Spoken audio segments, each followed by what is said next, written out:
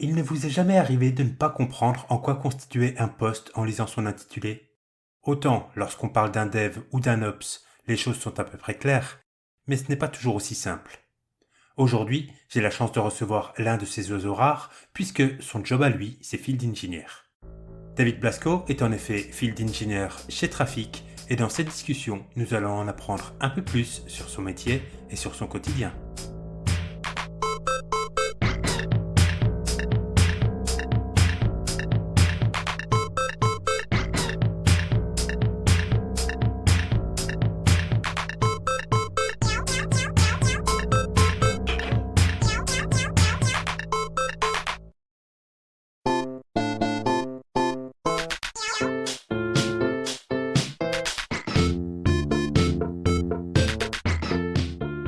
Bonjour David, bienvenue.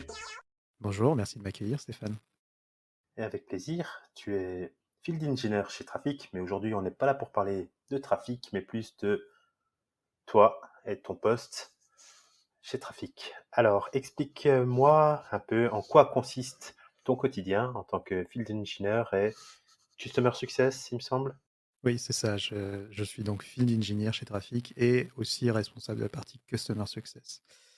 Donc mon poste chez Trafic, j'ai rejoint Trafic il y a 3 mois déjà et mon quotidien, c'est d'analyser, les besoins de nos clients quand ils ont des demandes.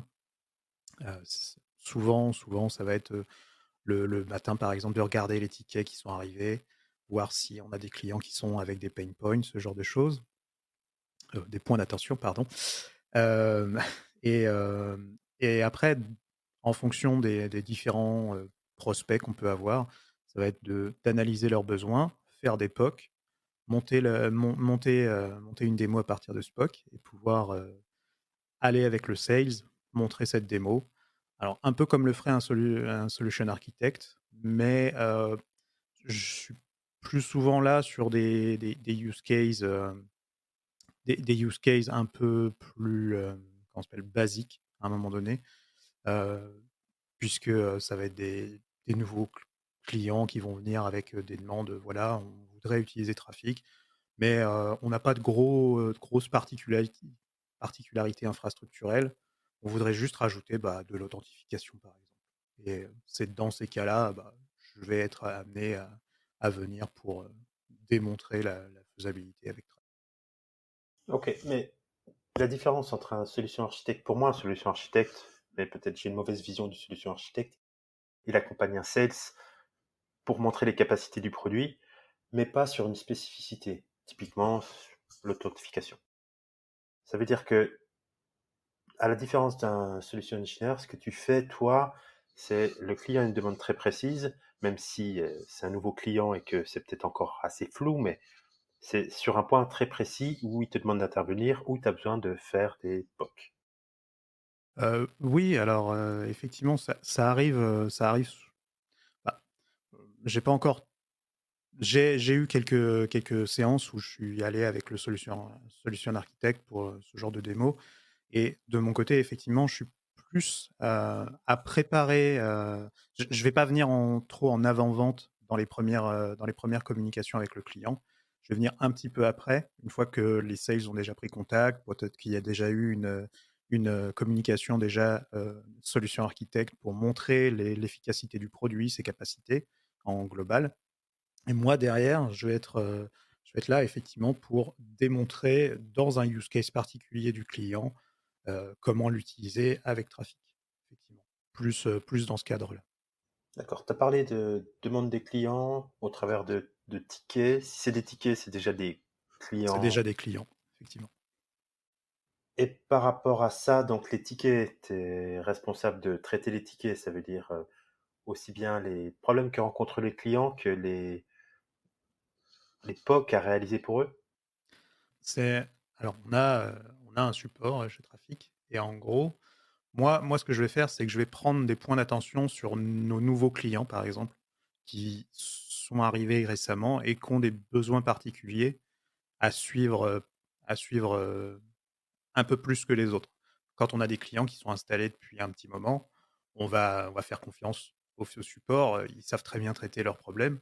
Il y a pas de souci, c'est normal, c'est leur travail. Moi, de mon côté, il faut que je m'assure que le client qui vient d'arriver nouvellement, bah, il soit capable de déployer, il soit capable de faire fonctionner l'installation et qu'il soit capable d'avoir, les fonctionnalités pour lesquelles il a signé chez nous. Et donc à partir de là, moi, je vais avoir plus de points d'attention sur ces tickets-là, sur ces demandes-là, que ce soit, bah, j'ai envie de faire ça, pendant mon déploiement. Est-ce que, c'est une capacité, tout à fait jouable pour, avec Trafic? J'ai remarqué que quand je déploie comme ça marche pas. Ce genre de ticket-là, bah, je vais être plus en attention et je vais si j'ai le temps de le traiter, bah, je vais le faire. Je vais prendre le point, je vais prendre le ticket, je vais le traiter, je vais discuter avec le client et puis on va régler ça et puis, je suis sûr comme ça que le client de son côté, heu, il avance et qu'il utilise notre solution. Que derrière, dans le cas, d'un renouvellement l'année d'après, bah, il soit heureux d'utiliser Trafic, qu'il n'ait pas eu de problème à son déploiement ou en tout cas que ses différentes demandes aient bien été résolues, dans les temps et qu'il soit, qu'il soit prêt à repartir une année de plus avec nous. Le partage de ton temps entre les réponses aux tickets et les POC que tu réalises, il se fait comment à peu près? Alors ça va dépendre des priorités. On va avoir des clients avec une plus haute priorité parce que, leur cas d'usage, va avoir, pas mal d'impact sur le contrat.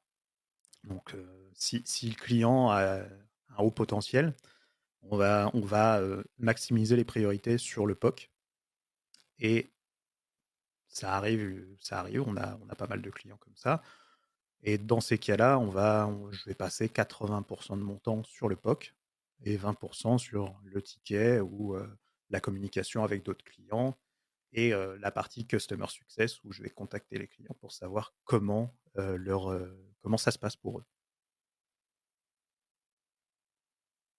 En règle générale, on essaye de de de faire du 50-50 quoi. Heu, mais ça va dépendre des priorités bien sûr. Quand tu dois réaliser un POC, j'imagine que tu dois faire, un environnement qui se rapproche de l'environnement cible du client. Le plus souvent, oui, c'est ce qui est le plus c'est ce qui est le plus conséquent au niveau charge de travail souvent.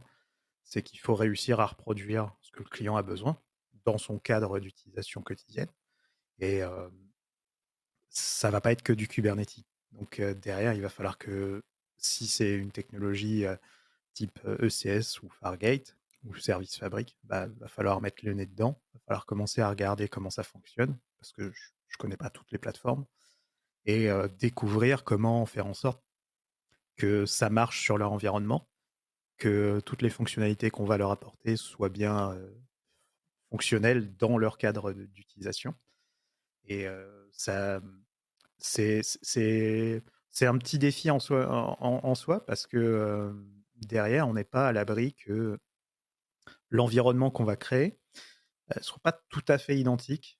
Heu, J'en veux pour preuve les gens qui utilisent Swarm, heu, dans le cadre d'entreprise, souvent ça va être Docker Enterprise et donc un Swarm Enterprise. Moi de mon côté, j'ai pas forcément accès à une licence pour, mettre du Docker Swarm Enterprise, donc je vais essayer de le reproduire avec du Docker Community et il peut y avoir des petites différences dans ce cadre-là. Tu interviens pour faire des POC aussi bien sur des cas d'usage dans le cloud que on-prem? Alors, oui, oui. Alors on n'en a pas tant que ça, mais ça peut arriver. En effet, on est, alors Trafic est, un outil qui est vraiment, plateforme agnostique. Ça peut être dans n'importe quel, orchestrateur, Swarm, Kubernetes, mais ça peut être aussi effectivement sur du on-prem, on va faire un service systemd avec nos binaires, Trafficky. On va, faire en sorte de déployer la solution comme elle l'est dans un orchestrateur. Elle sera juste managée différemment, mais le but derrière, c'est d'avoir, les mêmes fonctionnalités, qui a peu ou prou les mêmes fonctionnalités que celles qu'on aurait dans un orchestrateur, par exemple. Je posais pas orchestrateur et non orchestrateur et legacy ou des choses comme ça. C'était vraiment cloud ou non cloud. Et pour moi, Oui. cloud, c'était vraiment chez le cloud provider et pas la façon de tourner le workload, donc avec un D'accord, OK. orchestrateur. Bah, très bien. Dans ce cas-là, effectivement, on est amené à fonctionner sur les tout type de plateformes, on-prem ou pas, ou dans le cloud, pardon. Ok, et ça, c'est un challenge, j'imagine, parce que à ce jour, si tu as des chiffres, est-ce que tu as déjà rien que travaillé deux fois sur des environnements qui soient identiques et quelle, quelle quantité d'environnements différents est-ce que tu as déjà eu l'occasion de toucher? Hem, alors avec,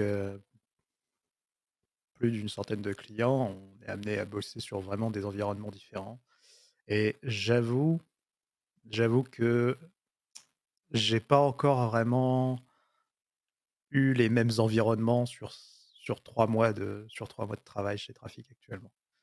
Sur les différents prospects ou clients qu'on a, en fonction de leurs besoins, je pense que j'ai pas eu 2 fois le même environnement actuellement.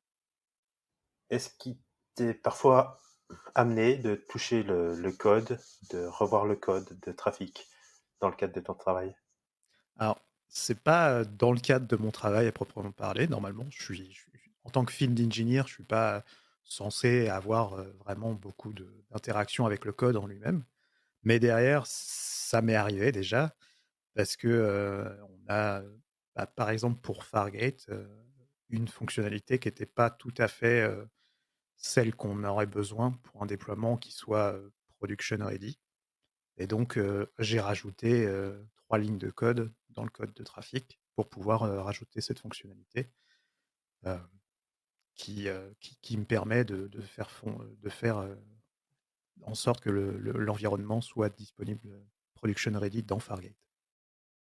Du fait de ta proximité avec les use cases clients, j'imagine que quand même tu dois travailler d'assez près avec les équipes de production pour justement leur apporter un feedback sur les fonctionnalités, sur comment ça se comporte dans tel environnement, la facilité de déploiement ou que sais-je, quel retour tu peux leur faire. Alors, on est, la position que j'ai est, assez récente. En fait, ça commence à s'organiser autour, donc je commence à avoir des interactions pas mal avec, les head of product chez Trafic pour ce genre de retour. On commence à avoir aussi, à réfléchir à comment mettre en place, en fait, ce genre d'interaction pour pouvoir faire le retour aux équipes et pouvoir, avoir ce genre d'interaction le mieux possible pour pouvoir, bah, effectivement, il y a quelque chose qui fonctionne pas dans le déploiement ou autre chose. Réfléchissons-y ensemble, pardon, et essayons de déterminer comment ça marche. S'il y a quelque chose par contre qui marche et qui est, super bien, bah, ça par contre, il faut le dire aussi, donc c'est important aussi de pouvoir le communiquer avec les équipes. Dans un premier temps, c'est un peu difficile parce qu'on n'a pas forcément le même canal de communication entre les ingés des équipes, produits et ainsi de suite. Je connais pas encore tout le monde, je l'avoue, hein, ça fait que 3 mois, mais enfin ça fait déjà 3 mois, mais en même temps, avec la charge de travail, la découverte du poste aussi et tout le reste, bah, j'ai pas forcément eu le temps encore de découvrir tout le monde, de discuter avec tout le monde, heu et ça c'est quelque chose que je compte faire aussi dans les prochains mois parce que, c'est quelque chose qui, je pense, dans ma position, est vital, pour pouvoir, amener le meilleur de ce qu'on a, pour pouvoir, faire fonctionner toutes les équipes ensemble et aussi en vis-à-vis de nos clients. Mhm. Par rapport au POC que tu fais, est-ce que tu travailles aussi avec les équipes marketing pour après peut-être nourrir des blog posts ou des vidéos sur, je sais pas, comment mettre en place Trafic dans Fargate, comment mettre en place Trafic dans GKE ou Tanzu. Alors, c'est pas encore le cas, mais ça devrait, je pense que ça devrait pas tarder. Je Effectivement, j'ai pas mal travaillé dernièrement sur Fargate et on n'a pas forcément eu de webinar ou autre chose de de vraie matière, je pense. En tout cas, pas comme j'aimerais l'avoir pour nos clients. Donc ouais, potentiellement, je vais être amené à le faire et c'est quelque chose que je trouve super parce que j'aime beaucoup, ce genre de façon de faire. Le partage de l'information est quelque chose que je trouve très intéressante et très, très bien. Hem et puis c'est quelque chose qui me fait aussi travailler sur ma façon de découvrir le produit ou en tout cas de découvrir une techno et c'est une globalité et je pense que c'est important et j'ai hâte de m'y mettre.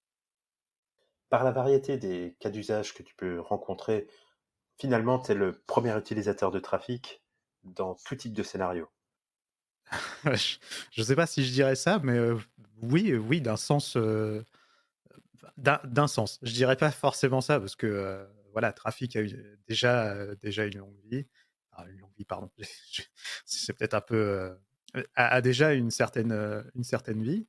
Il y a énormément de gens sur la communauté et eux sont déjà, très actifs et c'est ça aussi qui nous permet aussi d'être aussi réactifs, je pense et je je pense que je fais partie de la communauté plus que, je suis le premier utilisateur. Très bien, ça veut dire que tu as des interactions fréquentes avec la communauté. Est-ce que tu es aussi amené à peut-être répondre à des questions sur le site plus communautaire de trafic?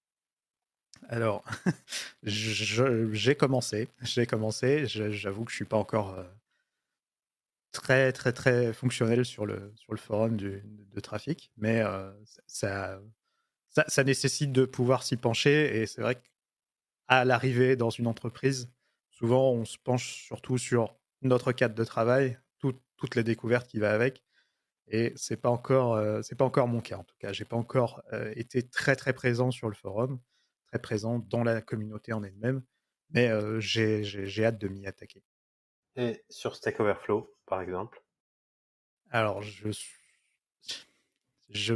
j'ai un compte sur Stack Overflow et en fait, je n'y vais enfin, j'y vais pour les solutions, mais souvent bah, je trouve la solution donc j'avoue que je mets un petit plus, mais je mais je participe moins en tant que quelqu'un qui répond aux questions plutôt que quelqu'un qui en pose ou qui en cherche en tout cas, Pour le moment, en tout cas. pour le moment aussi.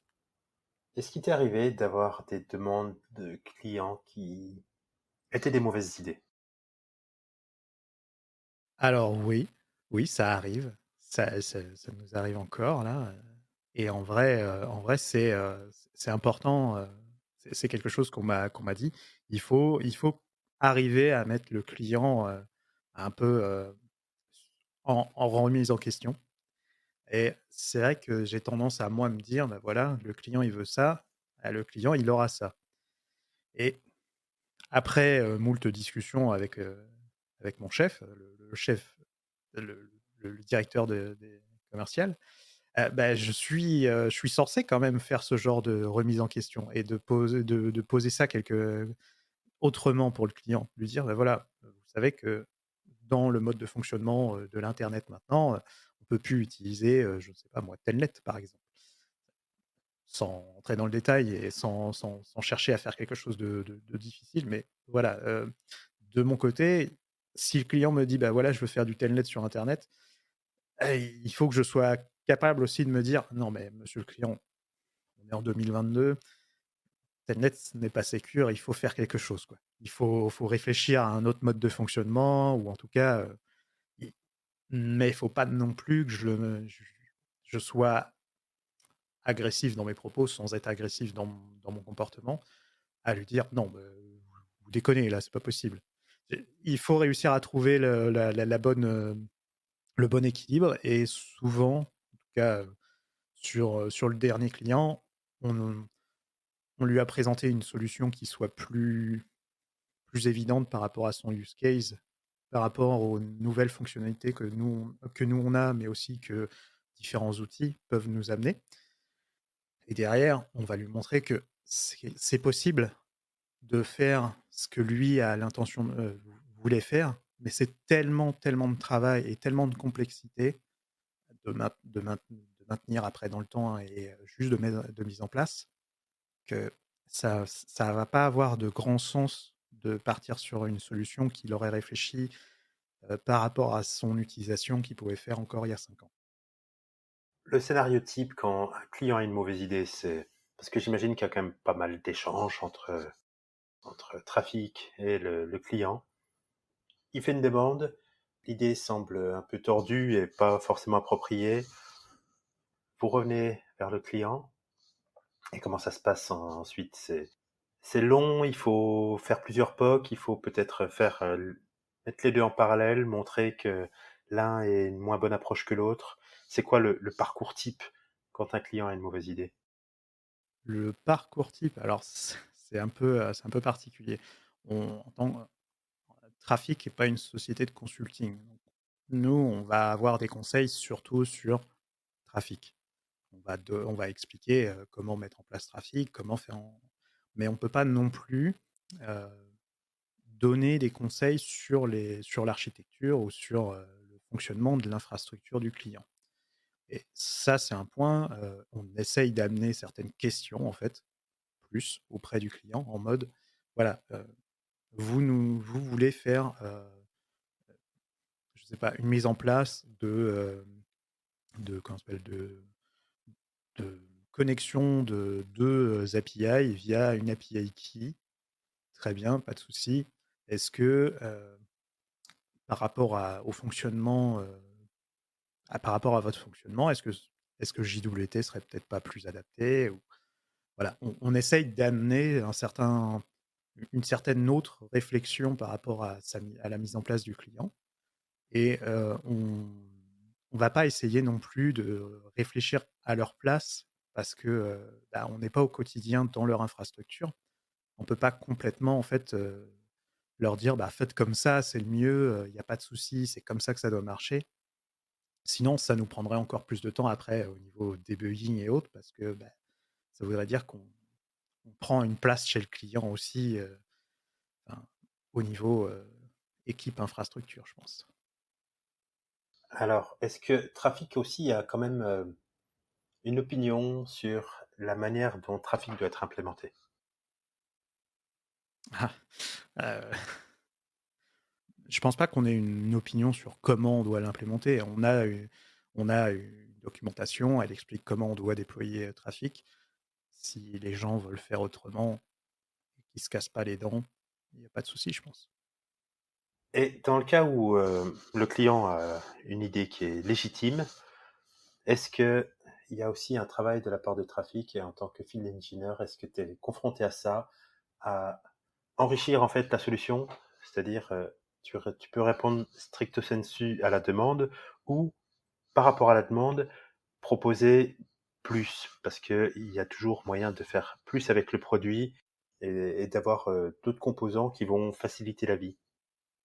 Tu parles de nouvelles features par rapport au produit ou tu parles plus de réflexion sur, l'approche du client, est-ce qu'on peut pas lui parler d'autres outils, par exemple, à rajouter à côté de Trafic pour pouvoir, étendre ses capacités ou quelque chose? Plutôt la seconde. Mettons que j'ai une API, je viens de te voir aujourd'hui pour que tu m'aides avec l'implémentation de l'authentification pour mon API, et tu vas te dire, tiens, dans le cadre d'une API, ça peut être sympathique de présenter un rate limiting, par exemple. Oui, oui, alors c'est des points qu'on peut aborder avec le client, suivant le client, suivant leur approche, déjà au départ.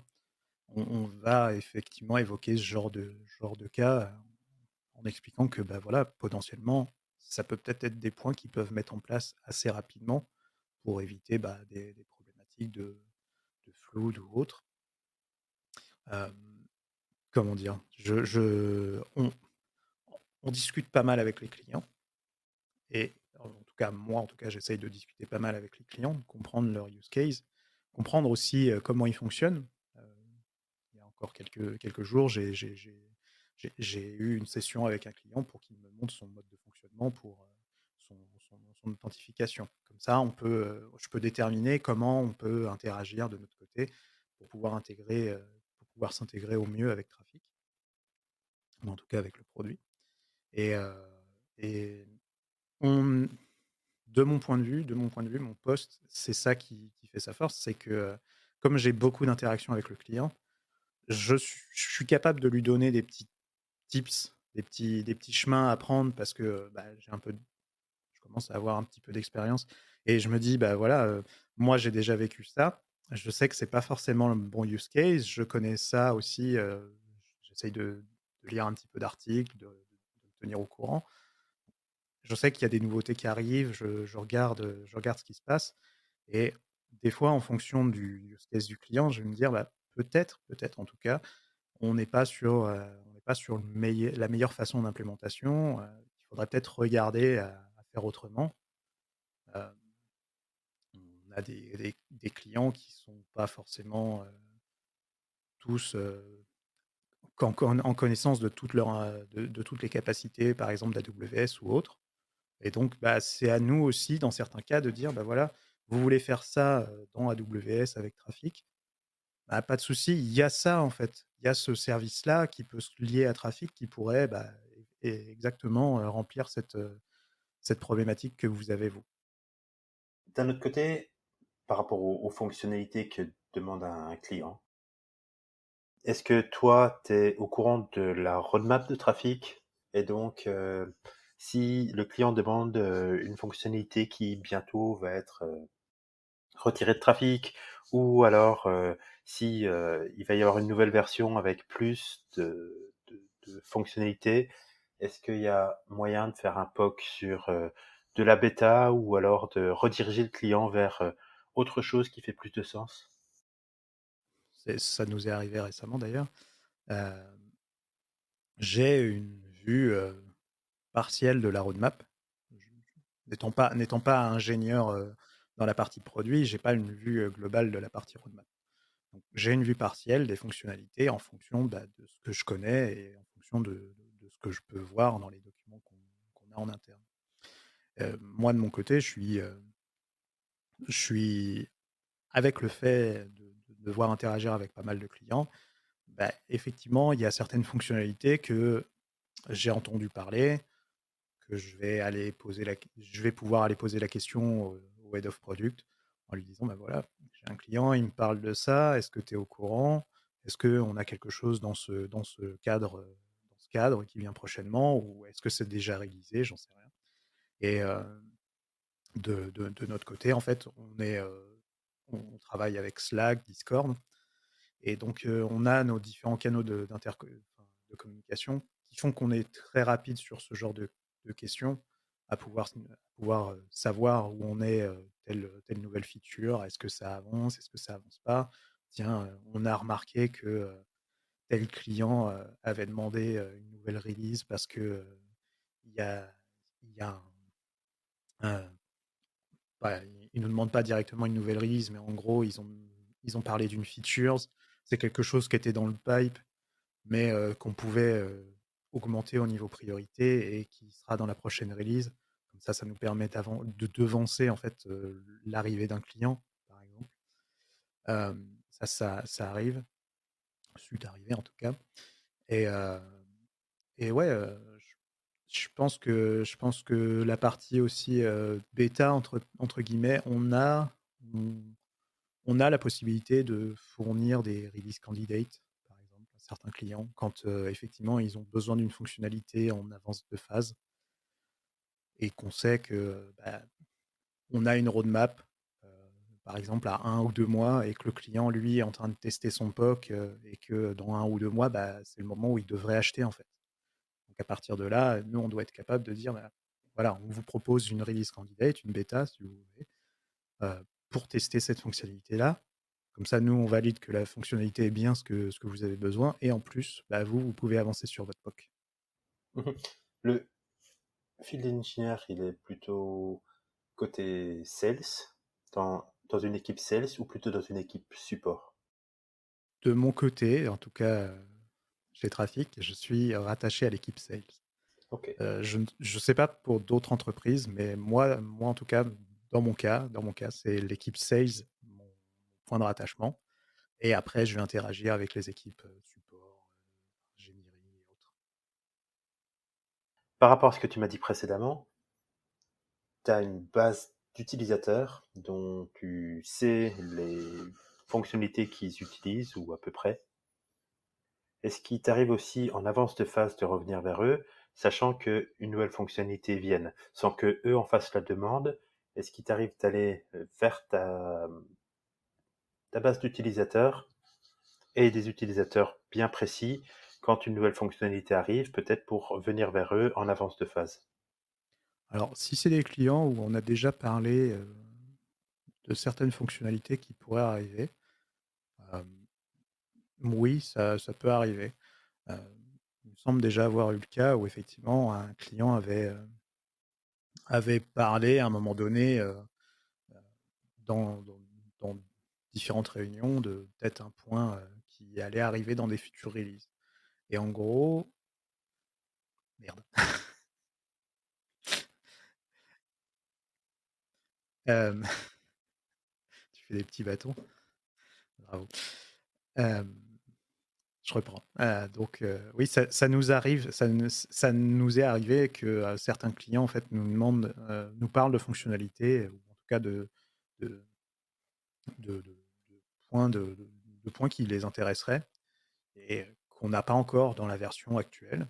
Mais c'est pas des priorités chez eux parce que, ils ont déjà déployé la solution, parce ils ont d'autres priorités aussi que ce qu'on fait et des fois, en fait, on se rend compte par rapport à ce que j'ai en note, par rapport au client, beh, que le client, il avait parlé de cette fonctionnalité-là qui arrive, pile poil dans la nouvelle release et donc potentiellement, on peut être amené à revenir vers le client en mode, «Vous savez, vous nous avez parlé quand, vous êtes arrivé chez Trafic, de telle fonctionnalité et elle vient d'être releasée. Si ça vous intéresse de la regarder, elle est documentée là, il y a pas de souci et puis on est toujours là, en fait, pour vous aider» et ça arrive, ouais, ça arrive. Tout à l'heure, je te demandais si tu étais proche des équipes de production. Il y a aussi un autre use case, c'est-à-dire que tu as les demandes des clients et parfois c'est peut-être des fonctionnalités qui font pas partie de trafic. Est-ce que avec les clients, dans la mesure où c'est une fonctionnalité qui n'est peut-être pas encore implémentée ou pas complète, ça t'arrive de créer des pull requests, des demandes pour les équipes de production? Alors, on a, en interne, on a un document par rapport à ça. Moi, je vais pas les demander directement. Je peux en parler avec les head of product, mais je vais pas c'est pas moi qui aborde ce genre de point actuellement. Je n'aborde pas les feature requests qu'on a par rapport à certains clients ou autres. Je les indique dans un tableau et après on en rediscute, mais c'est pas moi réellement qui suis, responsable de cette partie-là. Je je peux participer à tout ça, mais dans l'état, c'est pas moi du tout qui vais être, amené à venir, vers le vers le head of product en lui disant: «Bah, voilà, on a tel client, parle de ça, ce serait peut-être bien de réaliser une features», si on a le temps bien sûr et le truc, c'est que comme je travaille en lien avec les bon, je suis lié aux sales, il faut aussi que c'est un impact, bonifi hem, bonificateur pour la partie sales. En gros, si on passe énormément de temps sur une feature pour un tout petit client, c'est pas rentable et donc on n'y gagne rien. Donc si c'est une feature qui vient d'être, demandée plusieurs fois et qu'on a plusieurs gros clients dessus, ça peut peut-être être plus intéressant pour nous de la faire passer en priorité et là, ça ne dépend pas que de moi, ça va dépendre aussi de la partie sales à proprement parler et je je suis inclus dans ce genre de réflexion, mais c'est pas, c en tout cas, dans l'état actuel, je suis pas quelqu'un, qui puisse, déterminer si une feature doit être prioritaire, en tout cas par rapport à ma vue des clients ou pas. Bon, je suis assez d'accord que de toute façon, c'est de la responsabilité du chef de produit, généralement, de décider de feature request. C'était plus dans l'idée d'avoir ce process de remonter les besoins clients, après mettre une priorité dessus, pondérer, voir la faisabilité, ça forcément c'est pas de ton ressort, mais au moins qui est parce que tu es l'interface entre, le produit et l'utilisateur, donc c'est normal que tu aies ce feedback du consommateur qui a des besoins spécifiques et que tu sois la personne à même de remonter ce besoin aux équipes de production. Après, les équipes de production ont leur propre, gestion du produit et inévitablement, tu peux pas être la seule personne dans la boucle. Très bien. Bah, alors dans ce cas-là, effectivement, oui, c'est le cas. C'est le cas. Je participe. Je participe. Je peux faire des remontées d'informations à ce niveau-là. Mais voilà, je participe. OK. Tes clients, si on parle un peu d'eux, est-ce que tu as plutôt affaire à des équipes de dev, plutôt à des équipes d'ops, plutôt à des gens du business? C'est quoi à peu près le client type? S'il y en a un. Euh, alors, en tout cas, chez Trafic, on a des clients, des toutes petites entreprises et des gigantesques. Donc, ça va dépendre en fait du client. Et derrière, ça va dépendre aussi de comment sont staffées les équipes, quelles équipes ont besoin. Et de l'admin système à, effectivement, on a des réunions avec le responsable projet. Enfin, ça peut, ça, ça peut être varié, ça va dépendre des clients. Comme je suis aussi inclus en partie un peu dans la partie avant-vente, bah, je vais voir aussi des C-level dans certains cas, le CTO par exemple intégrés dans certaines réunions, et qui ont des questions des fois pertinentes, tout à fait. Et clairement, ça va varier en fait d'une entreprise à l'autre en fonction de comment ils sont staffés vraiment et en fonction de qui est venu nous voir à un moment donné aussi. OK. Question sur comment tu arrives à composer avec les clients qui ont peut-être pas, atteint un certain niveau de maturité sur les produits qu'ils utilisent.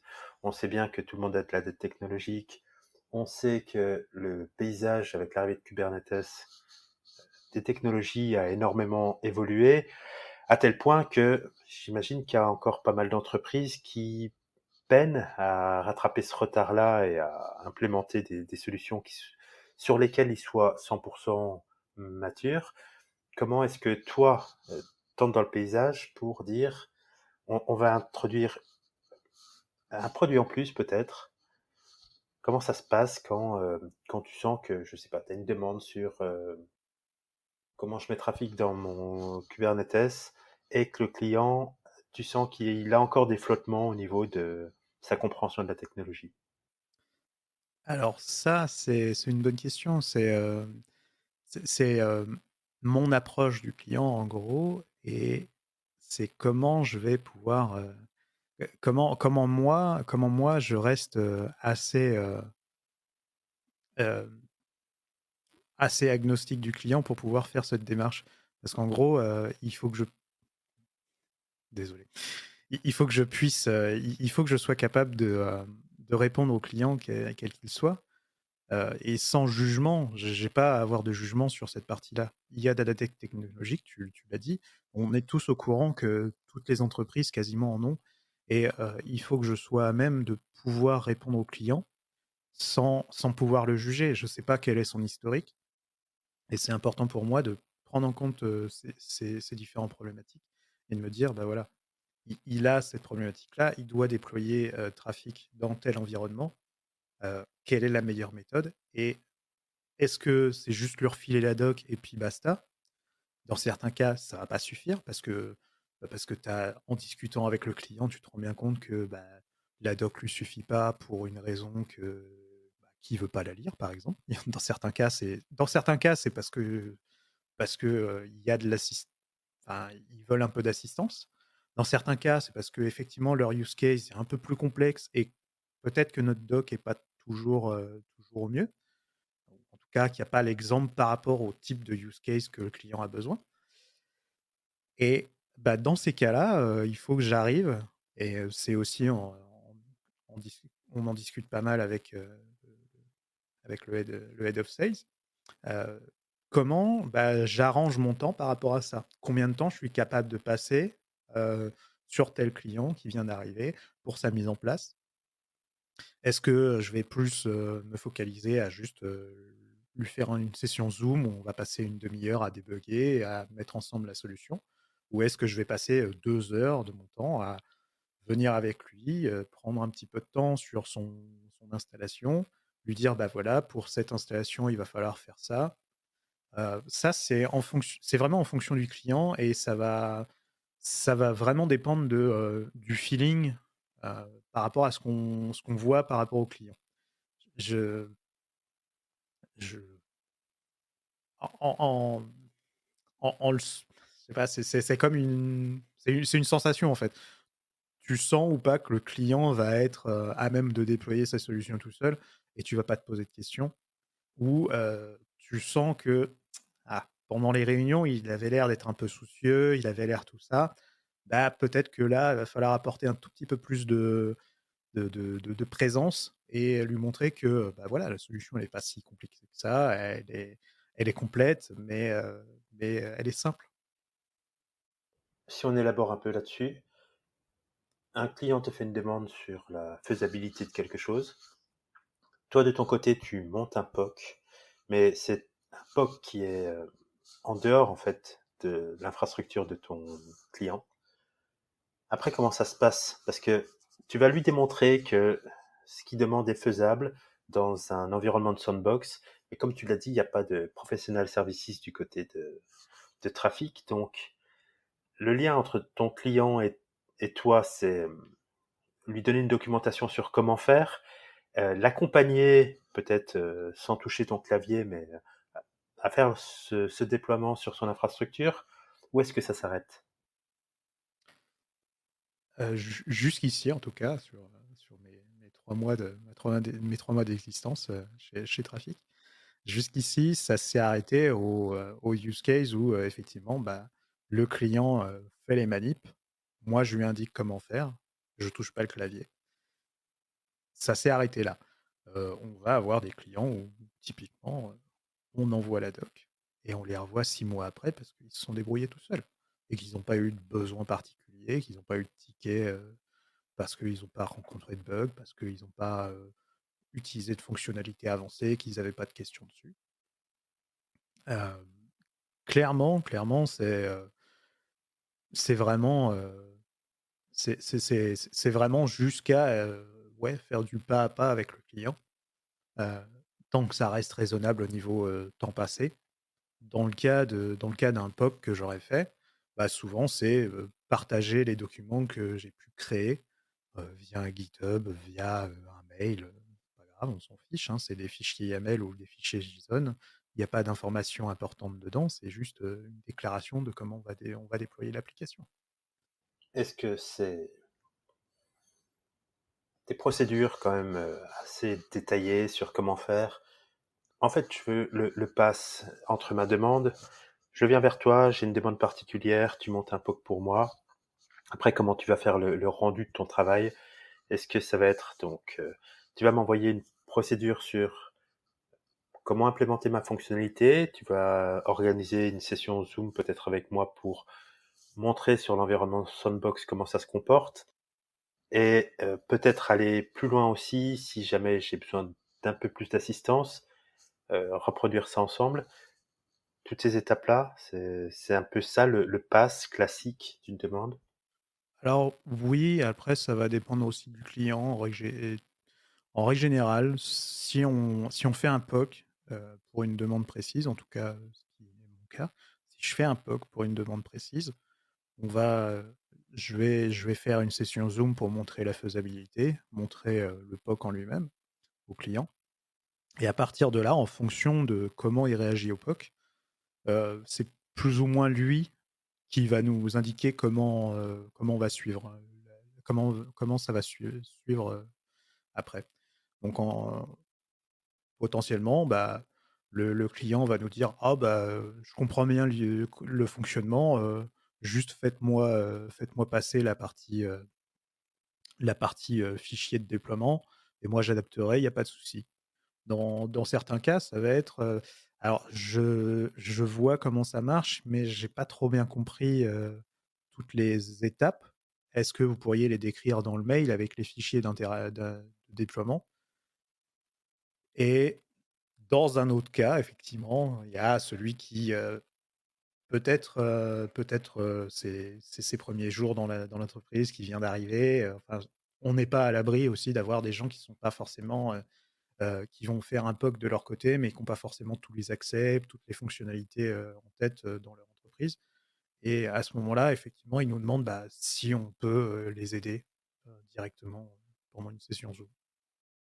OK. Tu as mentionné le fait que le poste de field engineer était plutôt nouveau. Combien Trafic compte de field engineer assure?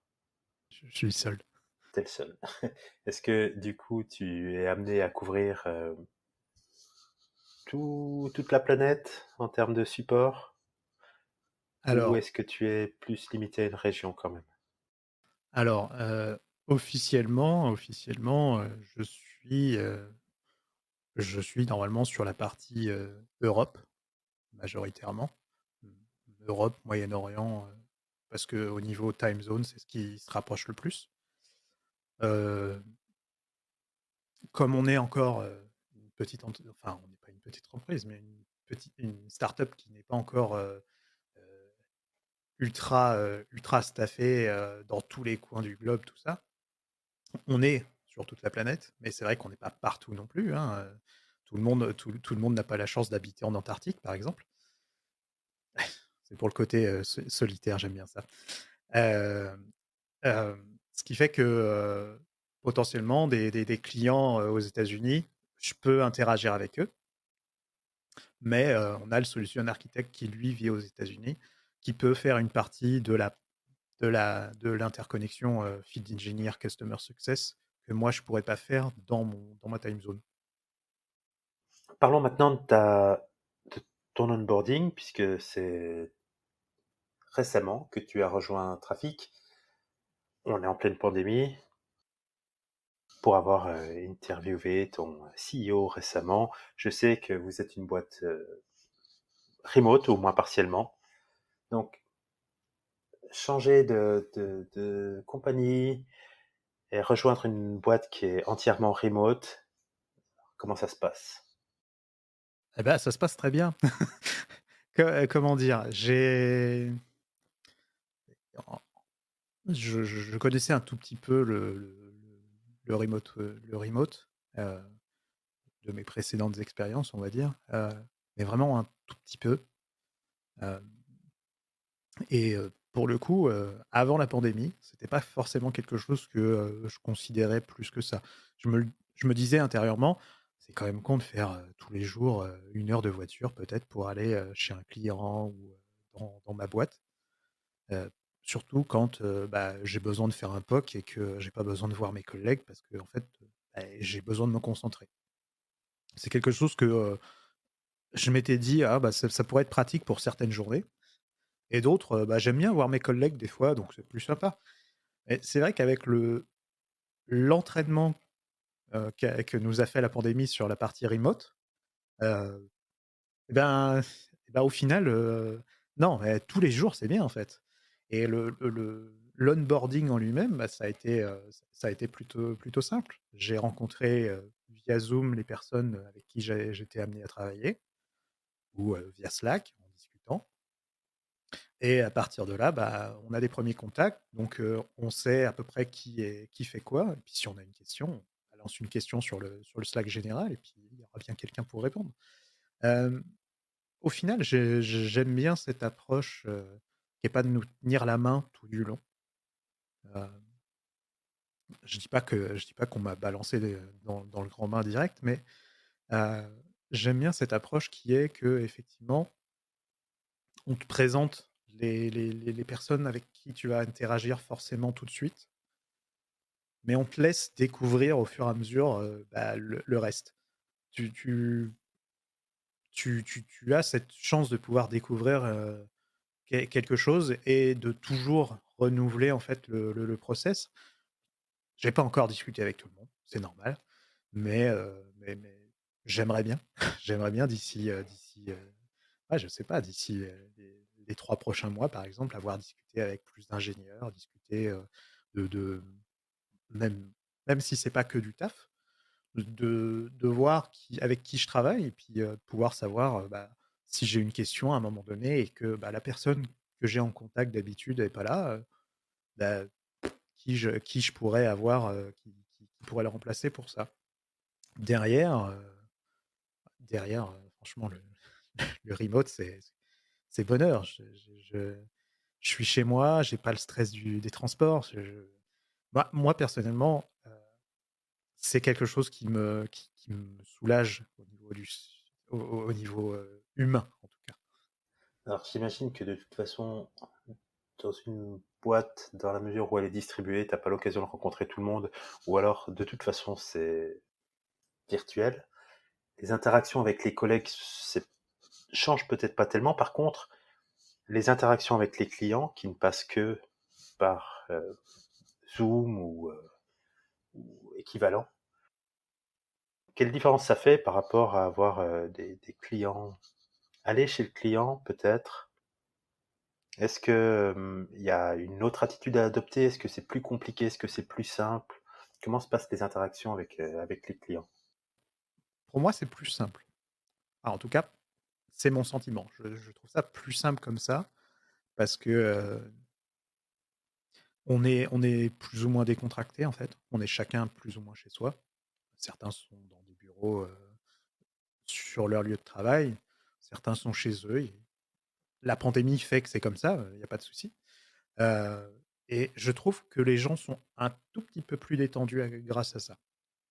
Je le trouve. C'est mon sentiment actuellement. Je me dis: «Bah, les gens ont commencé à vraiment «s'habituer» entre guillemets, hem et ils ont l'air plus détendus, dans les réunions comme ça qui sont en remote. Il y a moins de stress aussi lié, ah bah, faut que le client il se déplace dans une salle de réunion, faut que tu ailles chez le client, et il suffit que la réunion soit annulée au dernier moment.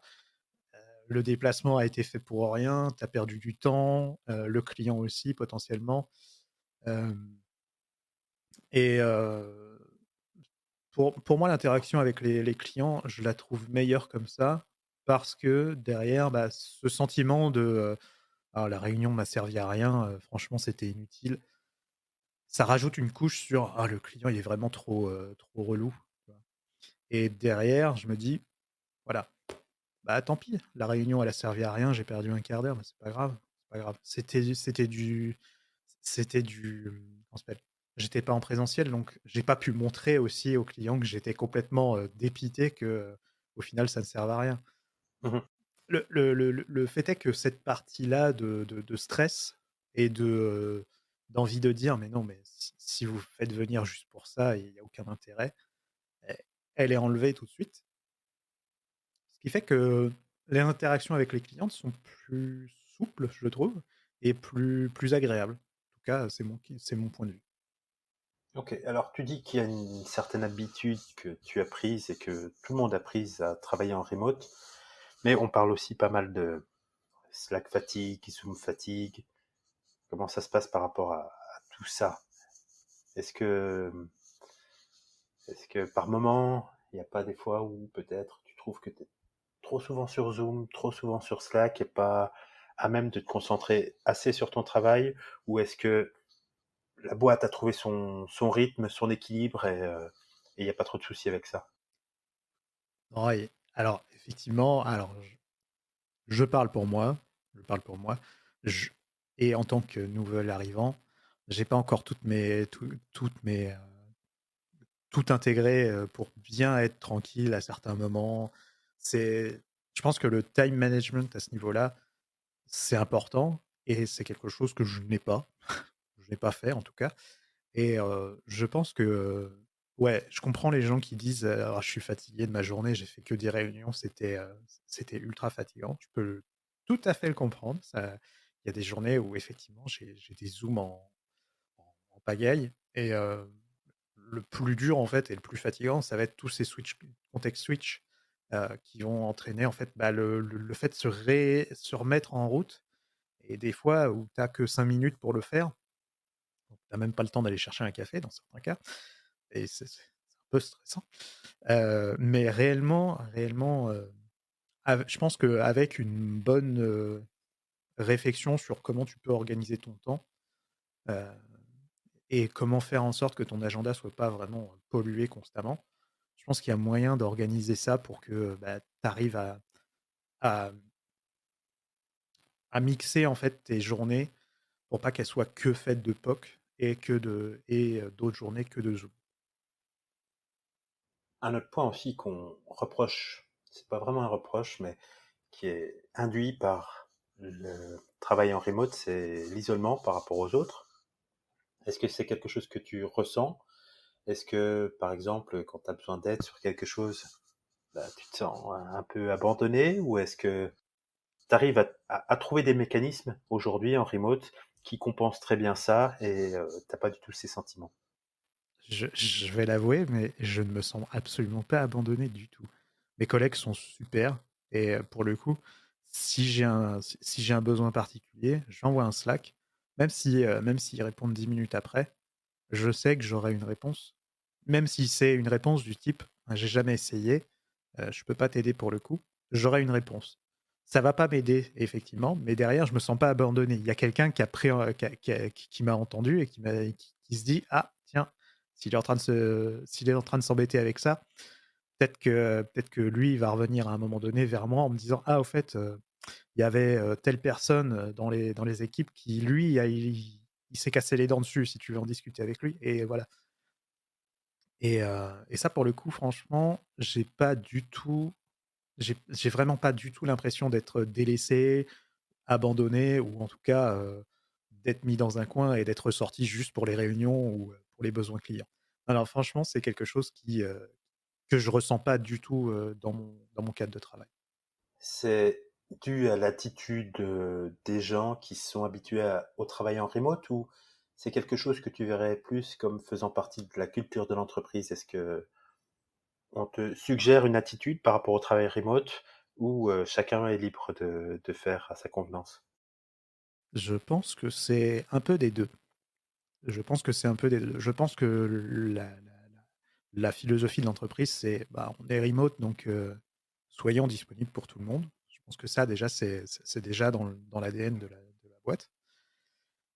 Je connais pas encore tout l'ADN de la boîte, hein, je préfère le dire, mais je pense que c'est quelque chose que je ressens. J'ai l'impression que c'est quelque chose qui vient de la boîte, mais je pense que les gens aussi, on est tous un peu, on on en partie, il y a une bonne partie des gens qui ont été embauchés chez Trafic qui viennent de la communauté et donc à partir de là, bah, c'est des gens qui aiment interagir avec les autres, qui aiment répondre. Donc c'est aussi dans leur ADN à eux de répondre et donc forcément, bah, ça c'est quelque chose qui est très plaisant et qui permet en fait tout ce côté, tout ce côté interaction sociale, même si on ne se voit jamais. Mmh. Très bien. En guise de conclusion, est-ce que tu veux ajouter quelques mots?